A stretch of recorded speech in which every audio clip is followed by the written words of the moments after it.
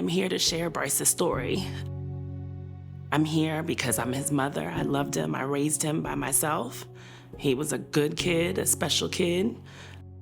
And so I'm here to just share his story and tell people about his life to make sure that his legacy lives on. And to make sure that nobody else has to feel the pain of losing a loved one due to fentanyl poisoning.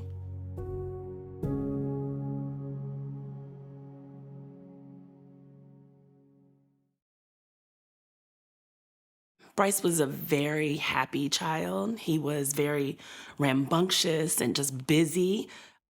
So my sister and I only have one sibling, my sister, so I didn't grow up with boys. And so to have a son meant a lot to me. And so I didn't really know how rambunctious boys were, but he was just a busybody constantly. But he had a great heart and he was just a loving person and he loved his family. He was just a great kid. When Bryce was in the 3rd grade, we ended up having to have a conversation with the school psychiatrist and the reading specialist because Bryce was having a hard time focusing. And as I mentioned earlier, he was just a really rambunctious kid. He was that kid that we could go over vocabulary with and he'd be doing cartwheels as he was doing his vocabulary words. So the school had noticed that, when they were going over reading that he wouldn't sit still and that he would easily be unfocused. So he was diagnosed in the 3rd grade with ADHD, but Bryce was brilliant. He put together a computer all by himself when he was like 12 years old. He loved Rubik's Cubes. And it's funny, one day I was like, how did you put this Rubik's Cube together? And he was like, Mom, it's my special secret. And I'm like, well, how did you do it? Well, come to find out, he took he took it apart literally and put it back together.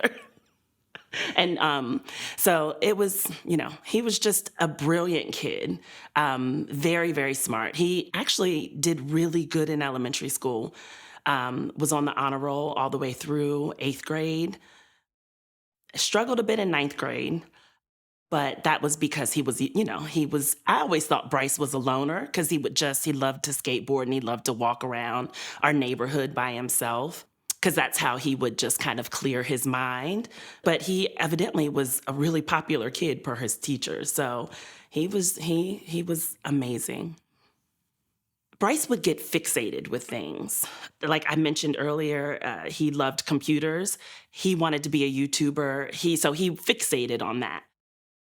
I think in 9th grade is when he started experimenting with marijuana.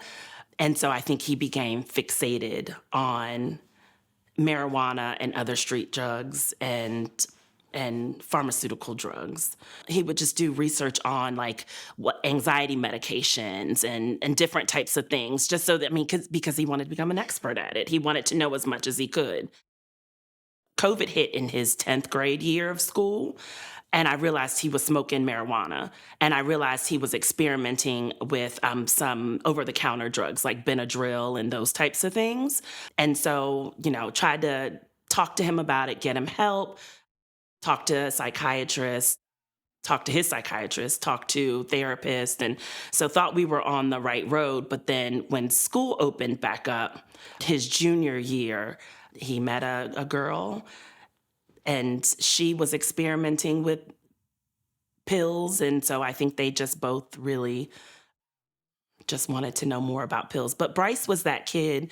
He was just a great kid. And I'm just really sad that his life took a turn in that way, because I always thought Bryce was here for a purpose and that there was a reason that the Lord had put him here. And now I know that the reason is to share his story with other people. But he was great. I just am really saddened that it seemed like he was a follower and he really wasn't. He should have been a leader in a better way than he was. But I found out in June of 2023 that he was autistic, and he was high-level autistic. So he had been misdiagnosed for the majority of his life, having initially been diagnosed as ADHD, and then to come to find out at 17 that he was high-functioning on the autism spectrum, which is one of the reasons why he would get fixated on things. He would find something that he really loved and he would learn everything about it. And so he was just a brilliant kid.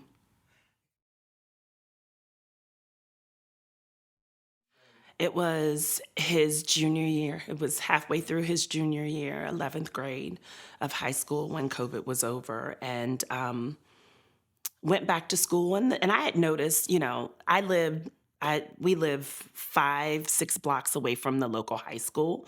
So the high school would give the kids the opportunity to go outside just because of the still, the COVID kind of lingering and still being around. And so a lot of the kids were affected. So the kids would go into the neighborhoods and smoke weed next door at the library, and they'd go and walk around. Like, there's a Chick-fil-A within walking distance of the high school and a couple shopping centers. And so kids would just skip school constantly. So he was one of those kids who, after COVID was over, there was just really no structure in the high school that first year, his junior year. And so I think, the kids were just kind of all over the place. That's the year that I had actually been able to do more about getting him help as far as psychiatric help and trying to figure out what his issues were. I had gotten him a drug therapist, and what else? That's the year he actually started to have he started to have manic episodes. I want to say for like 3 or 4 days out of the week, I would have the police at my house. And they were really helpful because 988 started to get involved, which is the mental health hotline. So they would come and try and calm things down. And if he needed to go to the hospital, they would take him to the hospital. But we had a really rough time his junior and his senior, half of his junior year and his last year of high school, just trying to get him the help that he needed. So again, I mean, we had the cops at our house 3 or 4 times out of the week. He would have episodes. He would punch holes in the walls. He would, just trying to get some relief. So my experience with law enforcement, it was kind of for lack of better words, it was kind of a love-hate relationship. They would come out and they would help try to diffuse the situation. And in some cases, initially I had to go to the courthouse and get a petition for an emergency psych evaluation. So after I spent a day doing that and finally got the petition, I got more help from the police. So initially, the first times that they would come out, they would kind of diffuse the situation and then leave it alone. And then once they realized that I had gotten that petition, they started to write their own petitions and take him straight to the hospital. So I was really grateful for that. And then there was some times that when the cops did in fact come out, that they would call 988 and have their folks come on site to help talk to Bryce and to give me resources on next steps and things to do. So it was really helpful because through that process, I got linked up with the Maryland Coalition of Families, who really were helpful in doing peer-to-peer counseling for me and for Bryce. So we had a young man that he talked to once a week. They had resources for us. Actually, my peer counselor put us in contact with the doctor who diagnosed him as autistic. So my relationship with the cops were really love-hate. Only more love because they were helpful. But then I realized at some times when Bryce would have his manic episodes, I would have to make him stay outside instead of coming into the house because I was kind of fearful for myself. And when they would come, if our laws in this state of Maryland, it's just so weird. It's like at 17, I can't kick him out of the house. Not to say that I would ever kick him out long term, but if I were to kick him out, then that's neglect. But I can't get him into a rehab facility without a 17-year-old's approval. He has to actually say he wants to get help. So it's kind of counter. It's not helpful, and so. And I also wanted to mention that, we live in a small town in Maryland. Well, not small town. It's actually a pretty large town in Maryland called Bowie. And we have our own police department. And so all the cops knew my son. And they had been to my house so often that they knew my son. And I actually was kind of terrified for him to turn 18 because I knew the second he turned 18 and if he acted out, they were going to automatically put him in jail.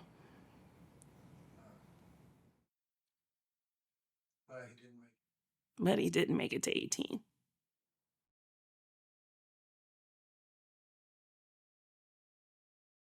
I've been working from home since COVID. And so Bryce, his senior year of high school, had a great relationship with his counselor and his assistant principal. It was the assistant principal at our high school was Bryce's favorite administrator. And so she and I would talk almost every day about Bryce and trying to keep him on the straight and narrow so that he could graduate. But I say that to say that, he had a short schedule. He had a early release day. So every day at school, he would be in school from 7:40 to 10:30. So I would pick him up after school every day. And so I spent a lot of time with Bryce at home. He would hang out with his friends ever so often, but he was, for the most part, would just be at home, either sleeping or in my backyard smoking marijuana, which is a whole nother story. But on the particular day that he passed away, it was a Friday. And I was working a half a day because we have what's called summer Fridays at my job at the time. And he told me, he woke up that morning, he said, "Mommy, I'm so anxious. I'm just anxious. I'm anxious." And I was asleep, didn't think anything of it. He's in his room he starts to listen to music. And something in my spirit was like, just let him listen to the music. Let him listen. It'll calm him down. It'll calm him down. So I went about my day and went into my home office and started working. And, we had some interactions that morning because I was having just a regular work day. But I did notice his phone and my phone were connected. We shared Apple IDs, and we had done that since he was a little boy, and he just never got his own Apple ID. But I noticed he had gotten paid from Burger King. He worked at Burger King part-time, and he loved working at Burger King. He had on his Burger King shirt. I thought he had to go to work that evening. But we were talking, and I said, "Bryce, did you get paid today?" And he said, "Yeah, Mom, I got paid." And I said, "Well, it looks like you cashed out somebody." And he said, "Yeah, I just wanted to buy some weed." And I said, "Well, Bryce, that's a lot of money for weed that you cash out."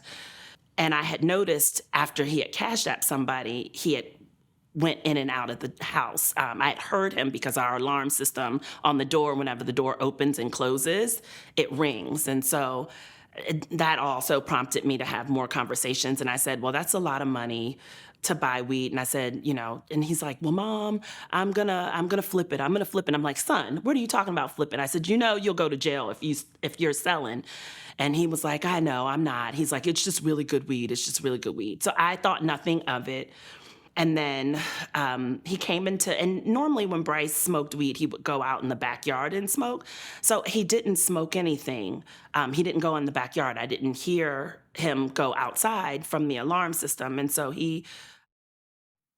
after that conversation and after he went in and out for the first time when he went to go, I guess the dealer must have came by the house. And so he came into my office the second time, and he said, "Mom, I just want to spend some time with you. Can we spend some time together?" And we often would go to Annapolis and walk around. And he, my daughter she's out and about all the time. She's very social. Bryce is very social too, but he really spent a lot of time with me. We valued our time together. Wherever I would go, he would go with me. He may not like it, but he would go with me. So I told him, I said, "Let's find out whether or not you have to work tonight." And he said, "Mom, I don't think I have to work." And I said, "I think you do, but we'll figure it out." I said, "I have one more call and then we'll figure it out. And if not, we'll go to Annapolis and hang out and walk on the dock." I told him, I said, "Well, just go lay down. You sleep all day." I'm like, "Go lay down." And so I walked him to his room, which I normally never do. And I told him, "Good night." I said, I'll wake you up in an hour or so." I was like, I'll see you in a little bit. Just let me get through my day. And when I went to go wake him up an hour later, he wouldn't wake up. And so actually, I opened the door in his bedroom and I looked at him and I said, Bryce, come on, bud, it's time to get up. It's time for you to get up. And he looked weird. So I walked closer to him to kind of shake him. And I was like, son, come on, it's time to get up. It's time for you to get up and we're going to figure out the rest of our day. And I noticed he was kind of foaming. He had his head to the side and he was kind of foaming. And so I started shaking him and I touched the bottom of his foot and his foot was cold, ice cold. And so I freaked out and I went to go find the Narcan, because one of his last stints in Shepherd Pratt here in Baltimore, he had did 2 stints at Shepherd Pratt for just about 2 weeks during his senior year. And so the second time, the intake nurse told me to make sure we kept Narcan at home. And so I went to go find the Narcan, and I knew exactly where it was, but I couldn't find it. I just was frantic trying to get it, and immediately just called 911. And so I had to do chest compressions until the ambulance got there. And it felt like 30 minutes. The dispatcher talked to me and walked me through the whole process. And when they got there, I just ran out of the house. And I started screaming and hollering and praying and walking around on my driveway. And my neighbor across the street came over. And then my dad came because I called him. He came, and who immediately called my mom, and my sister and my niece came, and then my 2 aunts came, and we prayed in the driveway, just kind of held hands and prayed, because it felt like they were in that room with Bryce trying to revive him forever. And then after we finished praying, the cop came out and said they pronounced him dead at 2:09 on June 23rd. 2023. So, my baby, I was there when he came into the world, and I was there when he left.